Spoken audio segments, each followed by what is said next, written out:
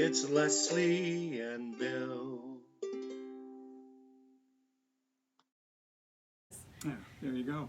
Yeah. Sorry. Hi. Yeah. Yes, we're here. Hello.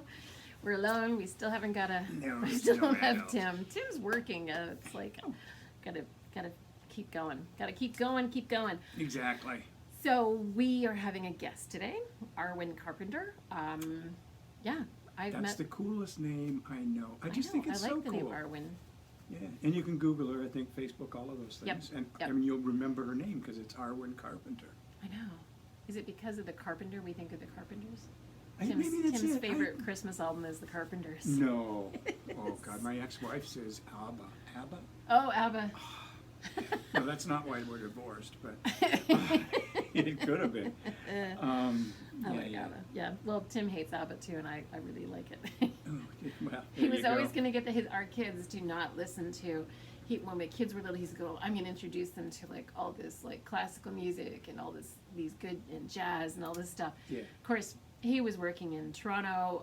We were living out in Burlington in our first house, and he was working 16 hours because he was in stop motion animation. He was doing directing, Zubumafu. He was doing a Disney show, stop motion, JoJo Circus. So guess who introduced the kids to their music? Oh, that explains We it. had like Footloose, Grease, yeah. all the ABBA. The Grease album, I think, was Jay's #1 favorite.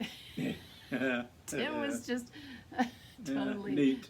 blown out. I still remember one time in the car, and it was when we were here. Quinn was like 6. Jay would have been about. They're 2 years older, so 8. And the song Armageddon came on, and it's got that big. Quinn's like, "What is that song?" I'm like, "Oh, you like it?" We always play tons of music because when Tim's in the car, it's CBC. Well, I like Jay and I when we go road trip anywhere to Belleville, like we have the music, we have like a whole playlist, and we sing the entire way. I love it. Well, Tim can't stand it. I don't sing, but I kind You of don't do. sing? But well, Oh, come on, you gotta sing. not when there's anybody there. But Oh no, I do. I'm full on. But since COVID started, I'm never alone in the car. Oh, Every time I'm going somewhere, Larry is like, oh, "You're going somewhere? Oh, can I come too?" And I'm the same way with him too, because yeah. you're going to get to see something. Well, because I am besides, 12 to 14 minutes to go from the store to my house, and if I catch a good song on the radio, because I just listen to the radio for the most part, and if I'm at the wrong spot on County Road 17, I'm like, oh no, I'm gonna get home before it's over. Yeah. So sometimes I'm sitting in the driveway just going, yeah. Tim will be looking out his studio door into the driveway, just like, yeah. There's Lesley rocking it out. Sorry, we're just rambling. Yeah, there's no adult to tell us to stay on topic. So I wish we had a thing where you could just kind of, tap us on the screen. Yeah. Hello, stop talking. Yeah. It's what we do. Do you want to show? Again, it's big. Okay. Do you want to show your quilt? Well, That is January. pretty. This is just called. It's just another January, because January's a rough month for me, and it's over. Well, it's close enough And that you- I'm considering it over. You have a very special day today. You were saying. Oh, and today is the 6-month anniversary of my liver transplant. So Amazing. it was done actually on the 26th, but in Liver World. That sounds cool, doesn't it? In the liver world, the 27th was day 1. They start and they count. That's when you cut. Well, no, that's after. Oh, okay. When you're That's when you're sewn up. Okay, you are now. This is day 1 because the 26th is the whole day. Right. It's 12 hours and then you sleep. But you sleep through that part too. Right. Anyway, bottom line is today my daughter messaged me today to remind me that it is 6 months. So Since she gave you her liver. since she gave me, and she's good. She's fine. She runs half marathons every now and then just for the fun of it. I don't, Isn't it magic? but I didn't do that before Just- either. just So bloody magic. Oh, Like- it is. Oh, and this is 6 months ago. And you're. I had 2 years to live, and now I have 20. Well, my liver has 20, so we'll hope the rest. Well, your of it. liver's younger than you. So. Oh, my liver's really young. Yeah. So you've got more than that. Yeah. Anyway, and every time I check, there's still no cancer anywhere else. So Oh, that is so that good. is yeah. So that's my celebration. But January it's long, it's cold, it's dark, and I snowy. have issues with depression to begin with, and January doesn't help. So Seasonal affective disorder. every It kicks me in February. Kicks me in the in the butt. That's why I go electric colors in my knitting, which well, is what you will happens to see me with shortly. my quilts is every single January I just stop. I can't, and I just sit and I can't get back at it. So I pick a pattern, and that's what I work at. Okay. So I've been I have had boxes arriving. Knit Collage. Knit Collage is this fabulous hand spun, little bits of funky bits in it, lace and sparkle and little daisies in it, This right? is Like this, really all these cool sparkly. stuff. Yeah. Look how it's just almost Oh my gosh, vibrating it's- on there. Yeah, yeah. So it's I think it's two women. Shannon, I talk to Shannon more than anybody, so she's always the one that answers my emails when I'm like, I have a question. So they created this. So they have worked with a group of women in India who spin it and things for them. So they have new ones that just came out that are upstairs, and I should have brought some down, but it's okay. It's very similar to this, but it's even thicker. I think the needles they suggest are 15 millimeters, so like needles like Wow. big boys. So I wanted, it is expensive, it is hand spun, it is, art yarn basically. So I'm working on a design. Of course, I haven't written any of this down yet. But I'm playing with these colors. So this is, the pink is the Knit Collage. This is Malabrigo, because I love Malabrigo. And a box of that arrived today. And this is Malabrigo. And then this is this yarn. So I've been playing with, can you hold up the pink one? I love So the pink these one. guys, and I'm going to try and make this kind of somewhat triangular. Probably, I'm trying not to make this too much of a point, but it probably will once I block it out. I need longer needles.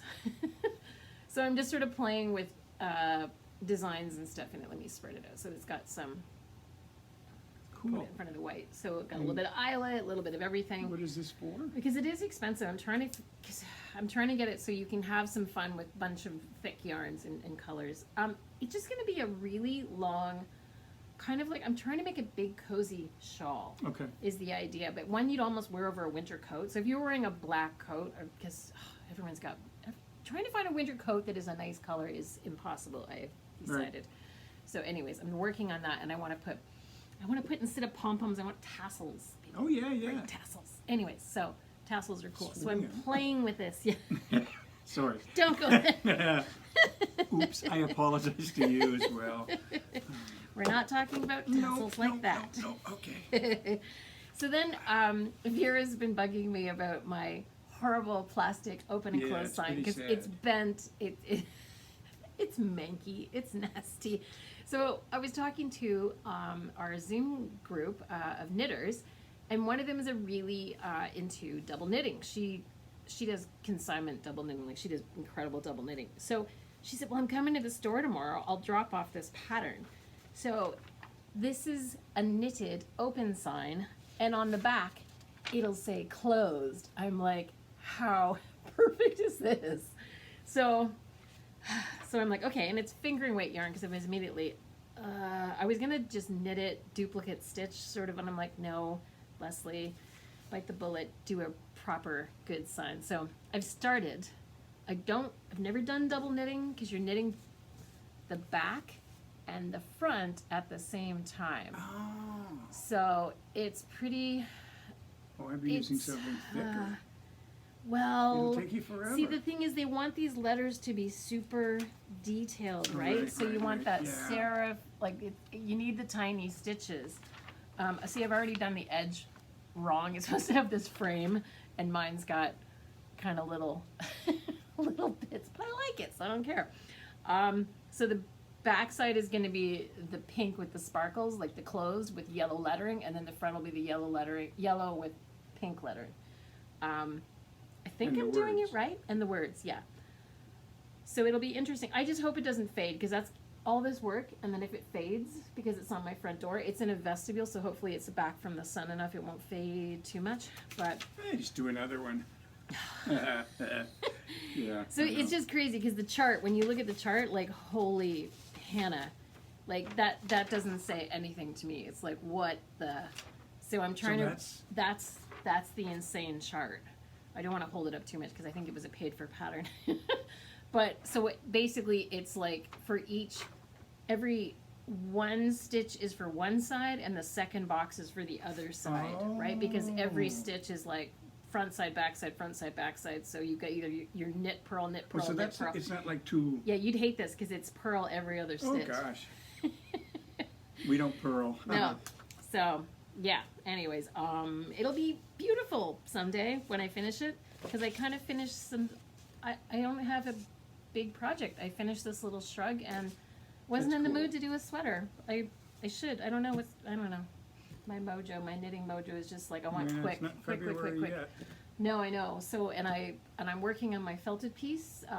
Hoping to get that done for our big art show. Well, it's local. Yeah, I must. Art in Well, the it is county. big. It is. It is pretty big. I've only been in it once. I've been in it a few times, and funny Well, I enough, the didn't live last. here before, Yeah, so. that's true. You have to be a county artist to enter it, but art in the county. So yeah, and the great thing about the double knitting, we have the rock star of double knitting, Lucy Neatby. She lives in Nova Scotia. She's Canadian, British Canadian, but she has a beautiful accent. That's why I'm saying British. She's coming to Picton. I booked her in 2018 to do a retreat in 2020. That got, of course, blew up. And also Patty Lyons in 2018. And now Patty Lyons is also Queen Rockstar, like amazing like levels. So they're coming to freaking Picton in November. Fabulous. So the Both knit of them? retreat, yes. Wow. Yes, like they do Vogue Knitting live. Like that's it. Like you don't see these So you people have to kind fit of in more outside of New people. York. I can only fit 50 people, Wow. 25 people per class. Okay. So that's this November. And I think it might be almost half full. I can't remember. I haven't looked in a while. So So could you do both? you can, each teacher does a class in the morning, and then the afternoon, and then the Sunday morning as well. So you can pick out of the classes. So you can, you either pick one or the other in the morning, one or the other. So you can do all Lucy, or you can do all Patty, or you can mix it up. But yeah, I mean, Patty's from New York. I'm flying them in To Picton. to to Toronto, and then I got to go pick them up. Oh, okay. There's not going to be a limo service or anything, but they're going to be in my 12-year-old SUV. Yeah. But yeah, so if you want to get in on a Well, class, that'd be exciting. I know it's pretty. I've got to get promoting it, and then I've just put out on the website the knit retreat for our. We're doing a mindfulness knit retreat, knitfulness. So knitting is meditation. Fiona Ellis and I, she's a yoga instructor and teacher. You probably know Fiona from her knitting classes. Has done a few of our knit retreats. So that is going to be in March. If you need to just get away, then this is the retreat for you. And I got funding, so I got the price lowered per person because I got a little bit of tourism funding. And that's going to be March 18th, 19th, and 20th. And we're doing it at Jackson Falls. Oh, fabulous. Oh, I wonder Love how that Jackson would work Falls. out. It's an original schoolhouse. Like it's got the old chalkboard. What was it? 1800s that would have been built. Yeah, it would have been, yeah, 1870s probably. I think that's as old as any of our buildings are around here. But it's just so cozy and beautiful, and you go in there and you don't care if you're walking around in your slippers from your room to and we're going to take over the entire place. We get the whole place. It's had that atmosphere for a long while, and Yes. the new owners are Nat and Drew are Natalie, yes, fantastic. they're just So the coolest. we're coolest pretty folks. pumped about this. So we only Yeah. can do 20 people, and we've already sold 9 spots. So there's, what does that make it? 11 left. I can 11 do left, math. Yeah. I'm in retail. Oh, that'll be good. That's exciting. Yeah, so it's pretty cool what's happening. Okay, and we wanted to do a trip to Rhinebeck. We're talking about trips. So we couldn't get accommodations for doing Rhinebeck, the big sheep and wool festival. Right. Is it called New York? I just always called it Rhinebeck. I know we should. I think it's the New York Sheep and Wool, isn't it? Yes, I think so. Couldn't With get sheep accommodations. coming first. Yes. So we are not going to do Rhinebeck this year. That'll be 2023. But Michelle sent me a note last night. She's my knitting tour, travel agent, knitting and felting. She's like, what about a wine and fiber festival in September? And I'm like, yes. I said, is this a question? Where? It's the Finger Lakes Fiber Festival. Oh, it's fabulous. Right? And it's September, I think, oh shoot, what was the date? I think it might have been around the 18th, 19th as well. I can't remember. But she's like, yeah, we'll do, and it's about a 4-hour trip, so that's way less than Rhinebeck, because I think Rhinebeck's like 8 hours. So we'll just take a bus and we'll go down and we'll hit a winery on the way, and we'll do some fiber shopping. It'll just be a fabulous, just quick back weekend. A weekend, not Yeah. a weekend, not a day thing? No, well, it's 4 Yeah. hours, right? Yeah, That's too 'cause long. 8 There hours, needs to be that's so- sleeping and wine and eating. Yeah, okay. So man, there's so much coming. I think everyone's just so bloody happy that Well, we can see a being light able to get out. off in the Yeah, distance. yeah. It's And out I've there. got 2 live gigs booked. Oh, do you? One in June and one in July. And So you're actually going to be there physically in the I'm going to space? physically be in the space. Good. Yeah. All right, it's getting there. We're Halliburton getting there. School of Art for Art and Design That place in is July. I awesome. know. Love I that know. place. The catalog's not out yet, and it's not online yet, but I'll let you all know when it is, and you can all come and take So- the class. Are you teaching the dyeing? No, I'm doing radical quilting. The whole notion of it's words and quilts. It's called, I think, Quilting. I Have Something to Say. And Right. it's about Okay. quilts with a message and with I like actual that idea. words on them, and Yeah. yeah. I like what you said about, we were talking earlier when Bill first got here about someone called him a radical quilter, and he actually looked it up, because I'm like, well, you thought at first it was badass, but Yeah, no, you're it's a not badass, badass. dude. Well, this person, I can't imagine that she would say that. when you about were me. saying that, I'm like, She I'm a gave me a- radical knitter. She gave me a Breaking the rules. She gave me one of those little sticker thing, and it had it on it. But Okay. I don't know where this comes from, and I'll find out before we get together again. But Yeah. this is an actual definition for it. It's an actual classification or group somewhere. Right. And they're called a radical quilter is someone who embraces some or all of these concepts when quilting or knitting. We'll Yep. just add that. Or any craft. They quilt to challenge norms, to raise awareness, or bring about social change. Right. They lift unrepresented voices, support local designers or shops, and focus on sustainability. They identify outdated and unfair industry practices or challenge tradition. Well, I think I pretty much do all of them. I think you so, tick all the boxes.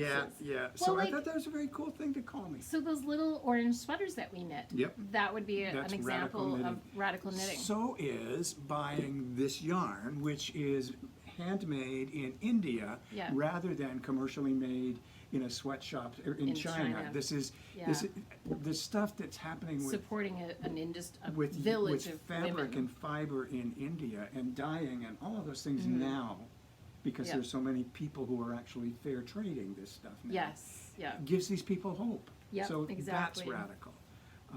Very Lots and cool. lots of things are radical. Well, speaking of the little orange sweaters, because we ended up with over 500 of them. Yeah. And I think, because I sent money to the Mohawk Culture Center 3 times, I haven't actually added up how much I've completely given them.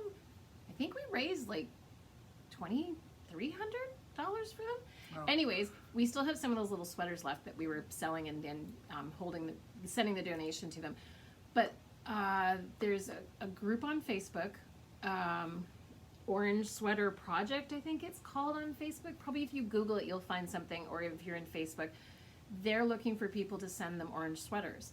So I must have a few hundred left. So I'm gonna bag them all up and I'm gonna send them, because they're gonna make a permanent display using all the cool. orange With sweaters. the little orange sweaters? Yeah. Oh, cool. With the indigenous near where they are, because I'm pretty sure they have really close contact to one of the first residential schools that they found all the Yeah. one of the mass graves. So yeah, I've got to do that. That's on my list. There's a lot. I have a basket, like a big basket Yeah, full of yeah, them. So yeah, I'm yeah. gonna I'll send them a whole load of them. That will be cool. I also doing. this week, speaking of radical, it's not quilting, but the 26th is Australia Day, so instead of the usual Australian flag, which we have in the past put up, we put up the Aboriginal flag. The Aboriginals in Australia got together and came up with and sanctioned a flag that is there, so we hung that up cool. for Australia Day. What's the colors in that one? It's black, and then there's a black on the bottom. No, black on the top, and then a big yellow circle, and then red across the bottom. Oh, okay. Yeah, Cool. So it's flying on And our that's house at the moment. That's what are the people of native to well, Australia? there's three different major Maori? groups. And the Maori, I think, are New Zealand. But yeah, there are many different groups, I guess. But Right. the ones in that are with Fiji, there's a group in there, and they've got their own flag. But all Cool. of the rest of them are under this flag, which is kind of a cool thing. Yeah. And anyway, Okay, so we've we're gonna talked. stop I've talking.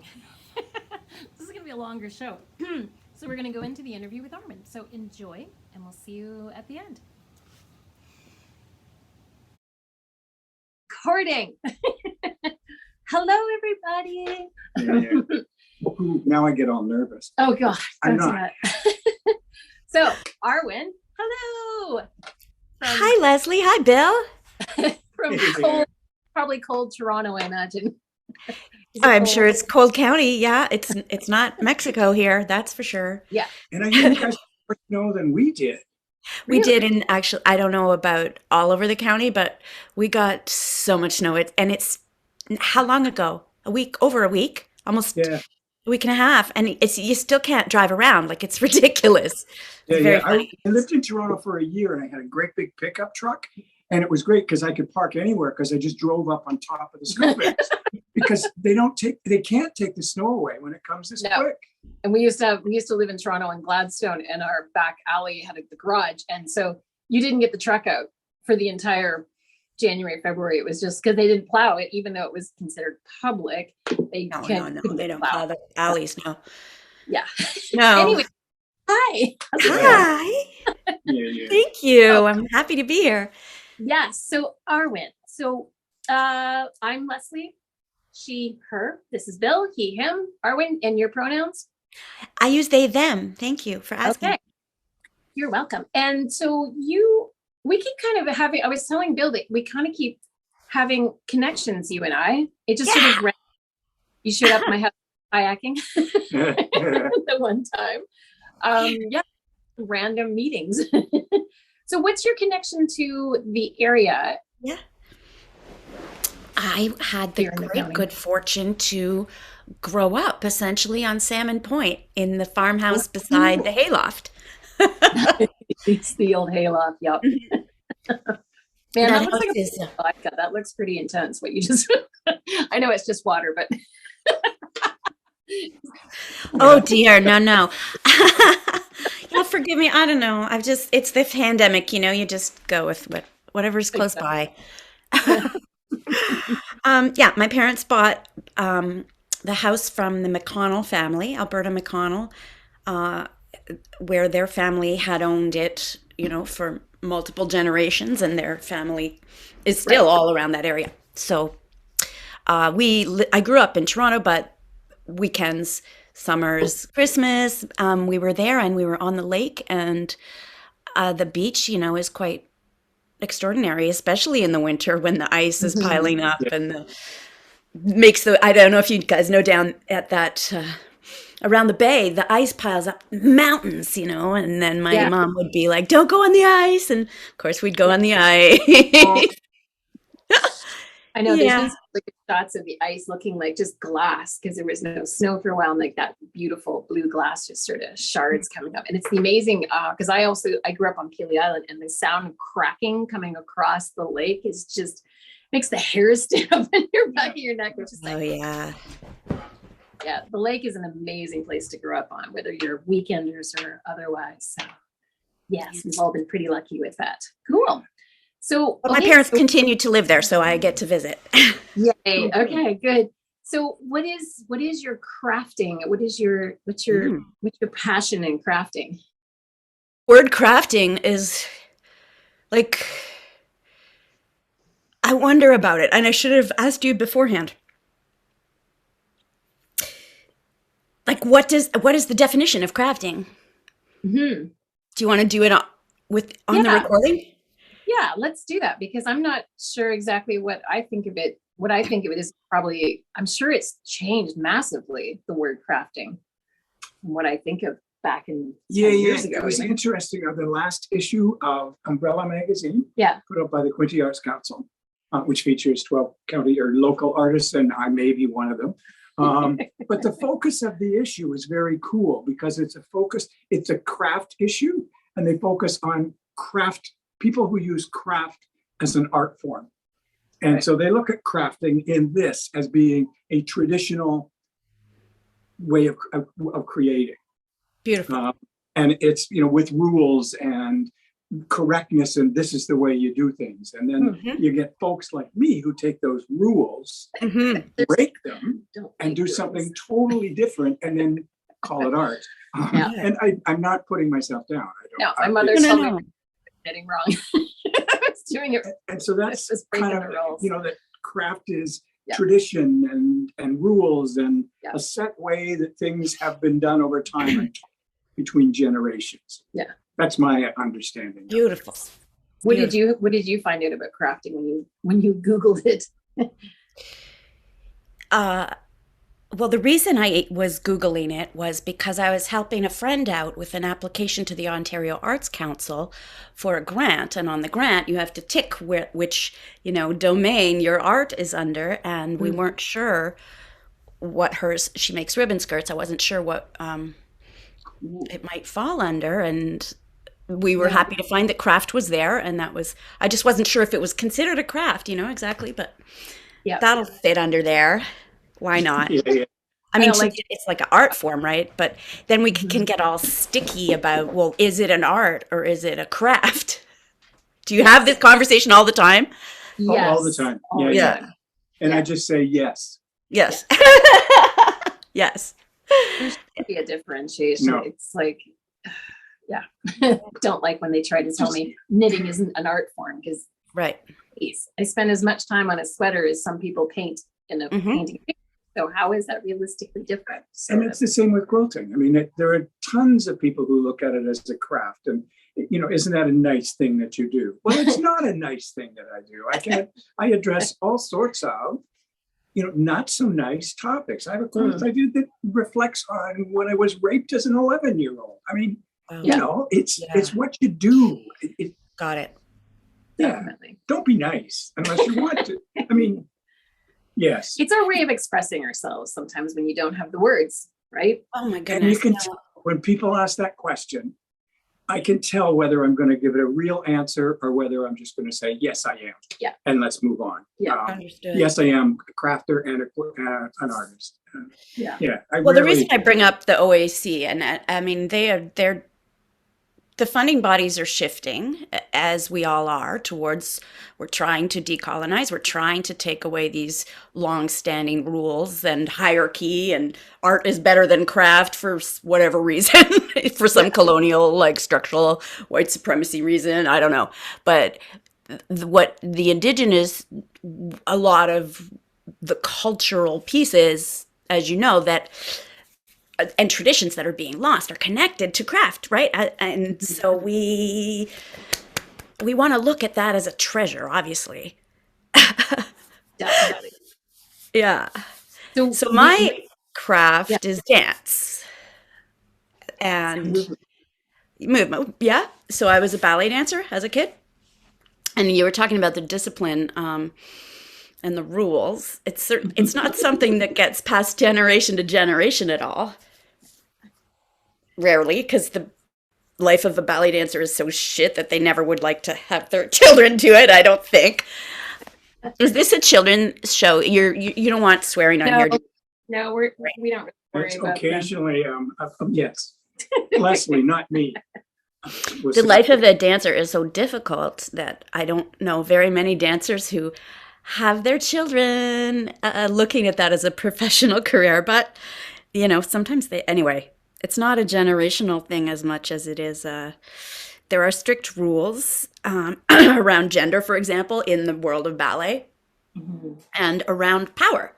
And those are things that I have that we're sort of trying to look at now in the world of dance and trying to move away from. And so I work as a contemporary dance teacher, and I'm part of the creative team on the flight festival in Prince Edward County in the summertime. So this is a summer contemporary dance festival where our mission is to really highlight Indigenous contemporary dance, Black and people of color, voices and bodies that aren't necessarily typically seen in a rural area, in a rural setting, and bringing contemporary dance, which is also new to the county for a lot of people. There's not a lot of dance in the county yet. So No, there's not. Yeah. There's a lot of theater. Nobody's dancing in it.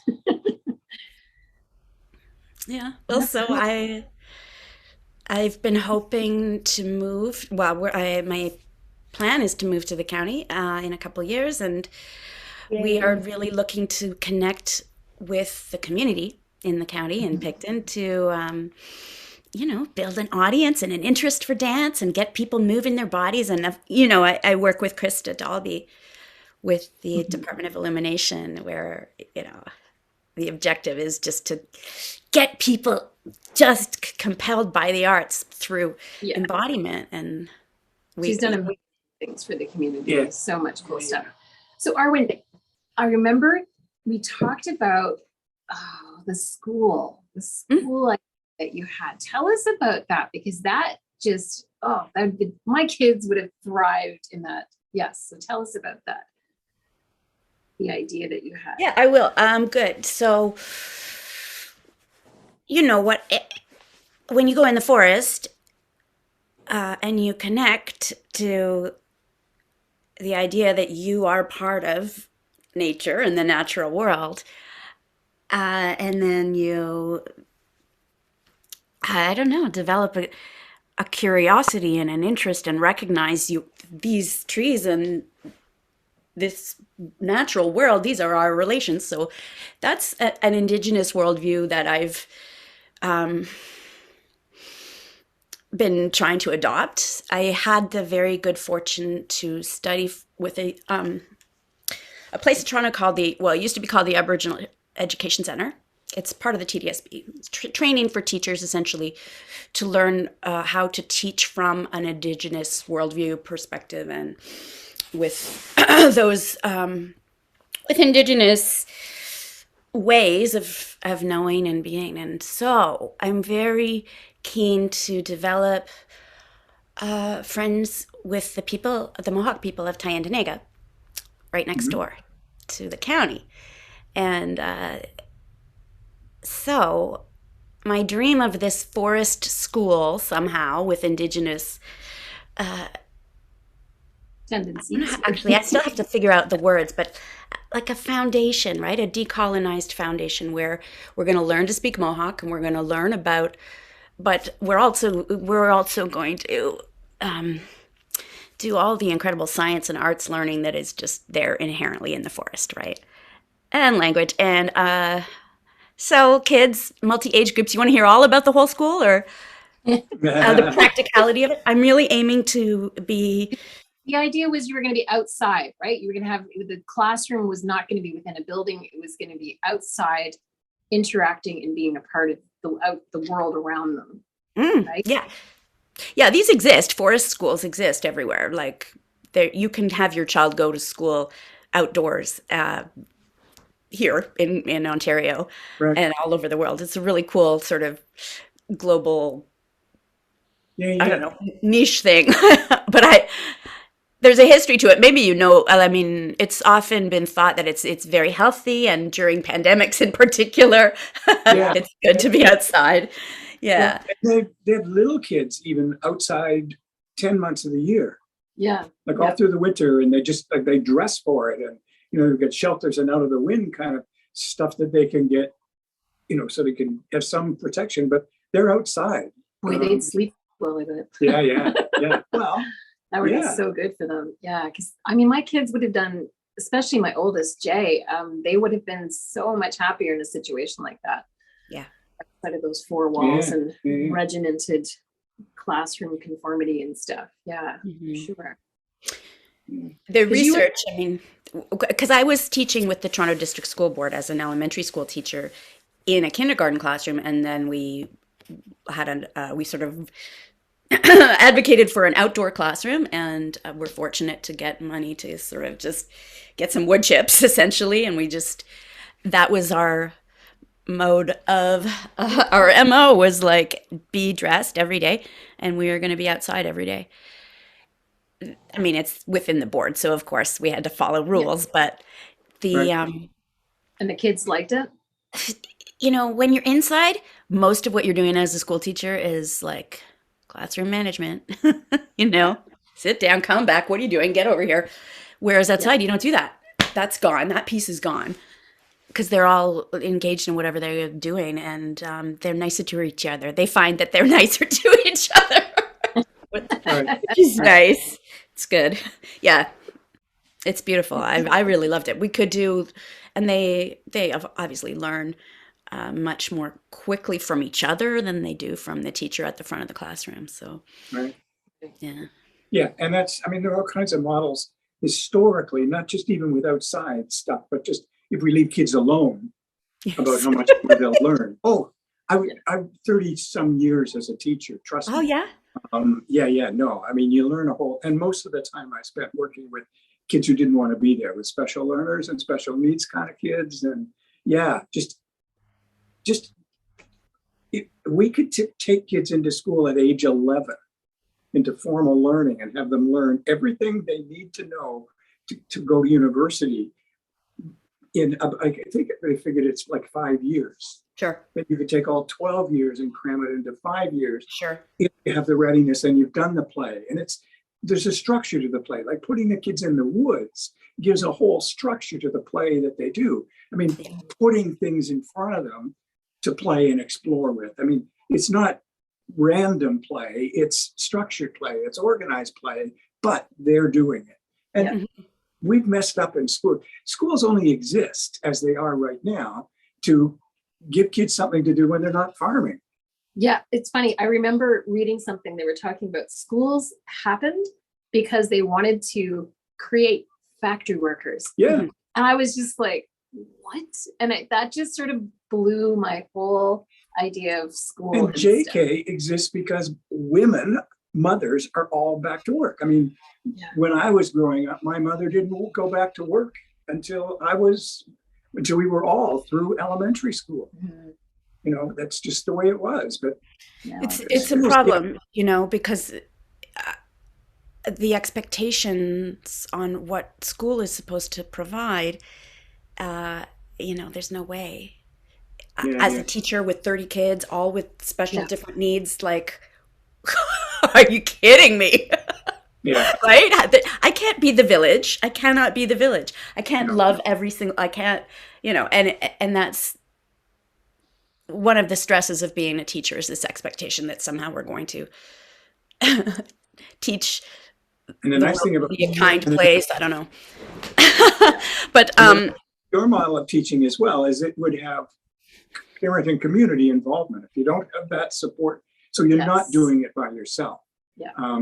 We had a school in Belleville, adventure class, mm, and it ran, but parents had to be involved, and they were off and doing things all the time. And they had smaller classes, and they were in art galleries and outside and in forests and in farms and Yeah.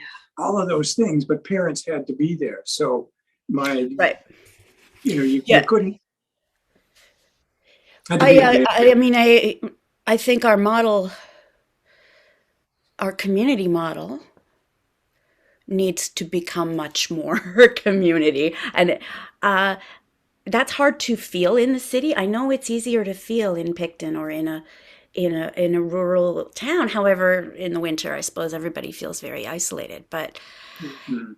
you're absolutely right. Parent involvement, building community around the school and school around the community. So the school might have a climate smart, sustainable farm attached to it. So we're actually learning about how to live in this new planet and how to feed ourselves, and Yeah. learning ancient wisdom that is about to be lost.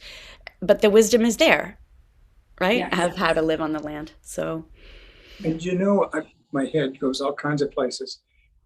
Yeah, I can certainly understand tying it to, Aboriginal culture, Mm. and a way of looking at things. But I also look back at settler culture. My grandmother was a teacher in a one-room school, Mhm. and she stayed with families and was rotated through families who looked after the teacher, and brought the meals to the school for the kids. Sort of billeted them out, the teacher out. Interesting. Billeted the teacher, but they also brought meals in for the kids at the school.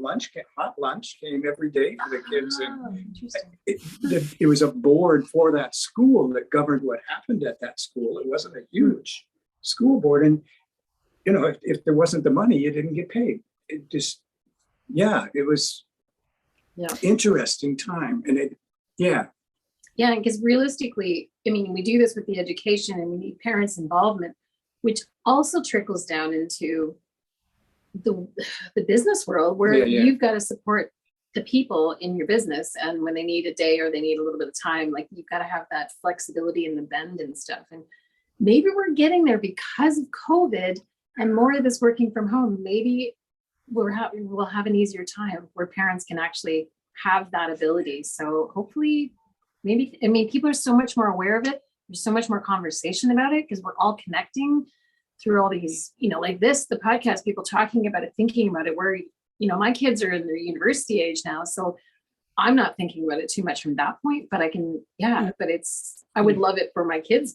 So for sure. Yeah. So if we start thinking and talking, and then more people, the more. So then the next question becomes around the model.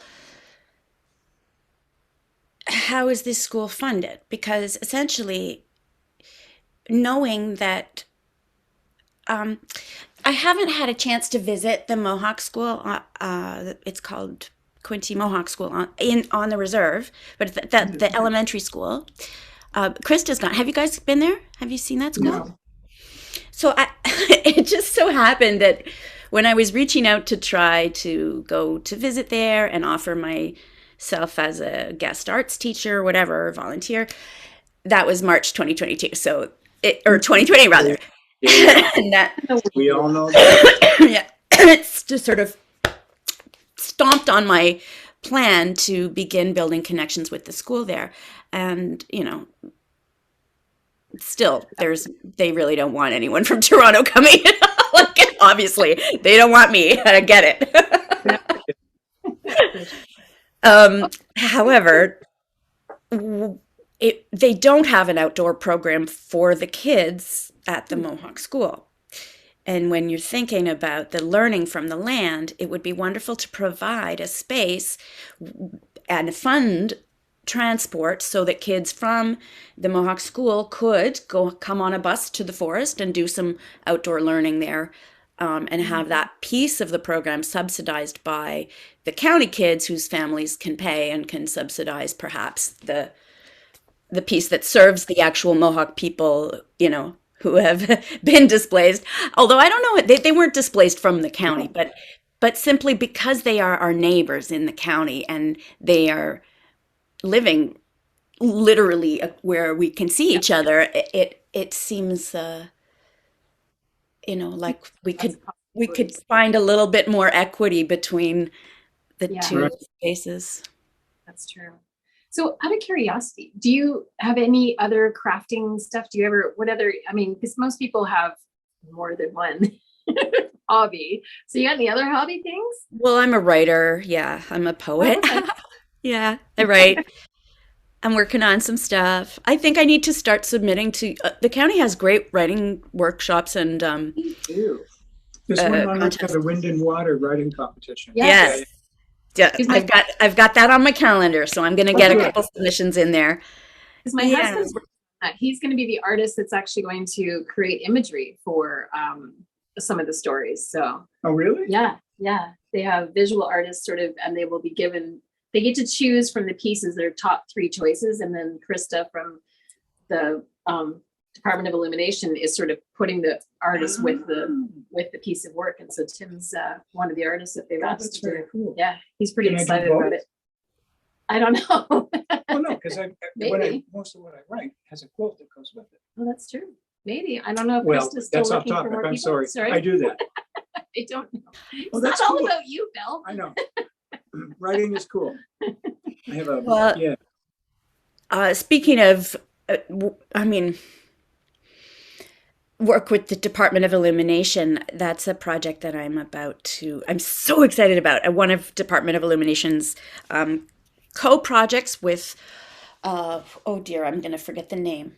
There's a arts organization here in Toronto. So they've collaborated. It's called Circles of Joy, and that's where we were telling their stories. So you know about this.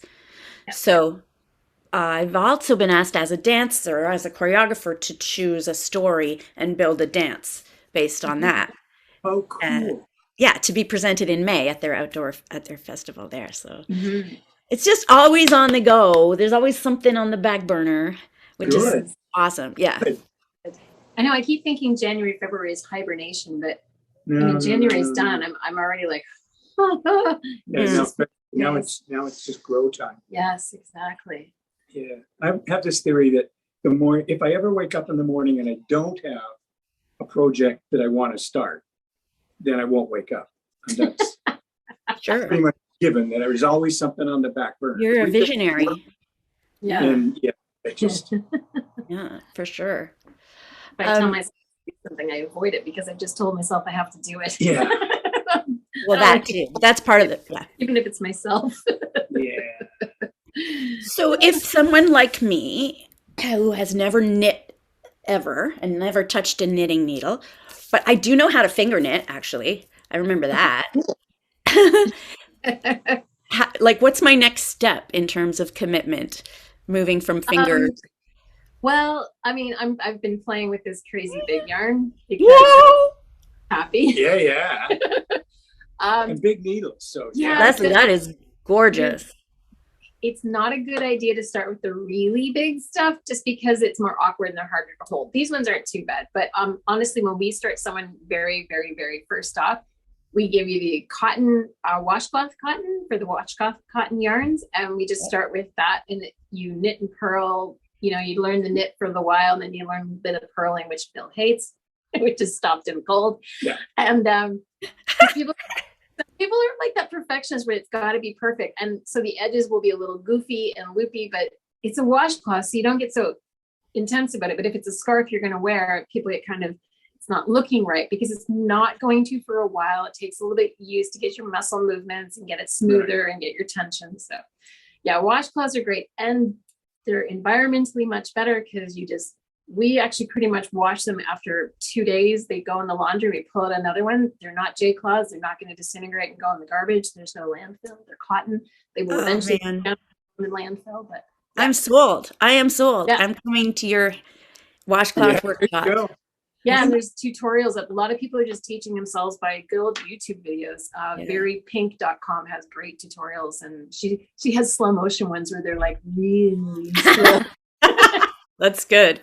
And my problem is with purling, and when you do it, and I always start with a sweater. I mean, that's what if you ever get to know me, you will realize I don't do anything that's minuscule or ordinary. So the first thing I ever knit was a sweater, but the little cuff thing around the bottom with the ridges, that's knitting and purling. And if you skip, then you don't have those little lines, and then you rip it out. So I probably have knit the cuff about 8 times before I get it right. And it's just not fun. So I just don't do it. I will just come and sit and talk to Lesley. And if anybody wants to know how to knit, I can knit. Okay. But I just purl. Yeah. And you can do just knit. That's what the joy of knitting in the round is. I don't want to think about it because No. the purpose for me is just something to do with my hands so I can think about other things. Yeah. So even with quilt making, I'm at a point right now where I will spend 4 days just sewing together pieces. I know what I need in order to create what I want. But in that time, I don't want to have something complicated to do. I just want to go and I can think about other stuff. Yes. So, Yeah. Because Tim calls it knit napping. Because sometimes I'll be sitting on the couch, I'll have my eyes closed, and I'll just be going. That's awesome. I haven't reached that point with knitting. Luckily, I know what I'm doing, because it's funny when people say, "How do you do this?" and they're standing across the cash desk, and I'm like, I can't verbalize how to do it. I have to hang on, and then I have to watch when I'm doing. Oh, my hands know how to do it. My brain doesn't. It's a funny thing. But I'm to the point now where sometimes because of COVID with the plastic screen there, I've actually can hold it and face it towards them as if it's them, and I can knit it backwards to show them. So it's like completely backwards to me, but it's facing the right way for them. And I'm like, yeah, you just like this. Oh, Like, wow. Good. That's it's my job. I've been doing it for a while now. Oh, that's excellent. My job and my passion. It's all good. Yeah, nice. Yeah. Well, can I go back to what you just said, Lesley, about your body knows how to do it?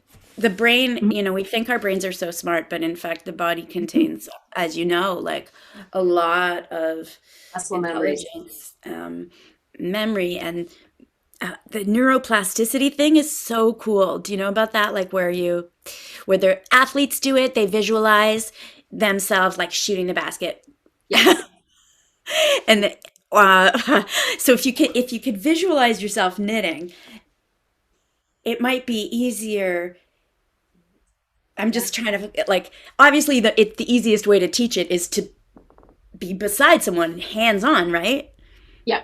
Yeah. And teaching on Zoom is probably very difficult. I have to just keep letting them do it with their hands because they will never get it if they don't do the movement.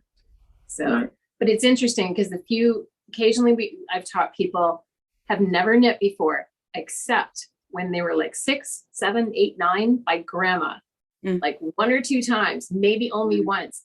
But that is enough that when they do it as an adult, there's some memory there. It's amazing because I don't tell you which hand to hold the yarn in. I'm just telling you the basics of how to wrap things.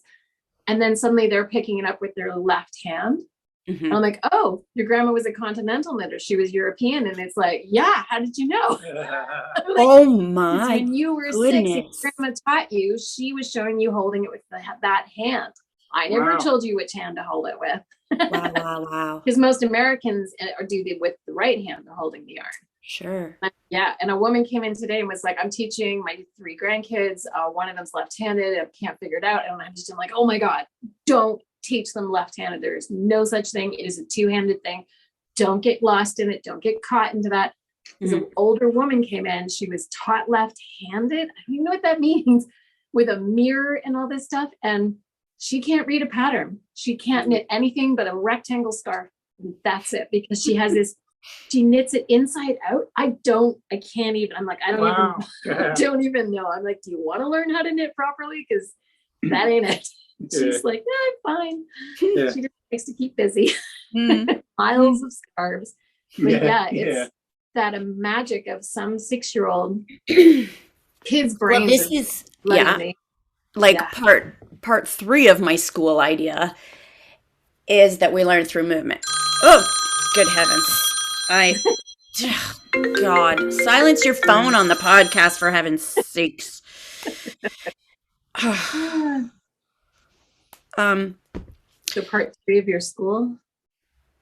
Yeah, kinesthetic learning through the body, the way that the brain lays down, the pathways when it lays down, what's it called, myelin or something, the proteins to reinforce the memory pathway of the movement, right? I remember, like, what do you call it, cat's cradle, and my fingers remember how to do it even though I haven't done it in 40 years, right? And dancers rely on that. That's a dance thing, because you're learning new choreography. You might need to be in 5 or 6 different choreographic pieces in a show, and they all have got different sort of things. There's a lot of memory work that needs to happen that you could not ever possibly remember to tell somebody, but your body can remember it because you've gone the pathways through there. Right. Obviously, I'm explaining something that you know, but I think it's fascinating because when you teach language through movement, the language learning is adapted, is learned more quickly, but it's also reinforced more powerfully. So, when you teach kids and you attach gestures to the words. Oh man, I would have been so much better in French. Yeah, voilà. En français, it's great for teaching French. Very cool. Yeah. Wow. Man. That would be, well, yeah, that's how you train dogs, right? It's not about it's about your body more so than the words coming out of your mouth. So Yeah, it's all stuff we know. I mean, we know how about kinesthetic. We're just not doing it. yeah. No, we like our screens. We like our books and our screens. Yeah. That's true. Well, thanks, Arwen. This Oh, was awesome. Yeah, I did not know what we were going to talk about. I was just like, good. And I look forward to meeting you when you're here. yeah, definitely. Let us know when you're coming in. Yeah.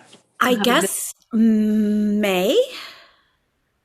Well, I'm working with Reaching for Rainbows kids on Mondays in March and April. That was like what month comes after the month after March. And then I'll be around. Yeah. Okay, I'd love to meet you. So, Yeah. and you have a YouTube channel? Oh, do I? So we'll find you if they want to find you. Because you showed me that. I do have a YouTube channel. Okay. I just need to check about some privacy on some things. It should be all good. No, because it shows kids' faces, you can't see the students, right? Because I watched one of your kids' classes, and they looked like they were just having a blast dancing with you. Oh, good. Very good. Thank you. Cool. And I'm on Facebook, and I'm on Instagram, and I'm a new TikToker, putting little hilarious dance videos together. I don't know. I'm a lurker of TikTok. Tim's dreading the day I start TikToking. And I announce one more time that I am now, I went up another 100 since we were here. I'm up to 2,130. Jesus, you're going to pass me in followers. That's my goal. Pass Lesley. I think I have 23, 24, maybe 100 followers. I don't know, on Instagram. He's trying to catch up. It took me years to get to 1,000, and then it took me a year to get to 2,000, and now it's taken me 2 weeks to get he's riding my coattails now. That's part of it. It's funny how that happens. That's great. That's good. And this will get you followers too, because hopefully. Okay, then I really do need to curate my content because God knows what's in there. Yeah. Thank you so much. Yes, fantastic. Okay. Hope you're feeling good. Shopping. Yeah. It's a great idea. All right, be well, guys. Thank you. I just had my tongue out. Keep your tongue in behind your teeth. All right. Yes. So I hope you enjoyed Arwen. She's, so many ideas coming from her. Energy. Yeah. Oh my gosh. Yeah. I can see why she's a dancer. Yes. Everything she does is expressive. Like everything she talks. I try to keep my hands in place because I know I talk with my hands too. But yeah, I hope you enjoyed it. The whole idea of the forest school is pretty awesome. I hope this happens. I think it's time. We need a change. The big reset, as they're going to the future people are going to call our COVID time, the big reset. I think it's going to pull some really positive things towards us. So I'm not unhappy with COVID happening. Anyways, so thank you all for watching. Yes, thank you. I hope you hung out till the end. We much appreciate you, and please subscribe at the button below. And we're Follow trying to do me this. on Instagram. Yeah. He's trying to beat me. Yeah. I will. It just takes time. And share with everybody. Share it's out there. And good to see you all. Yes, definitely. And hope we see you in the shop sometime. Come by and say hello. Back here 2 weeks. Yes, every 2 weeks. We're trying to film every Thursday. So hopefully I'll get myself in gear and I'll have this edited and put together for tomorrow. Okay. Yeah. Bye. Bye-bye. Have a good day.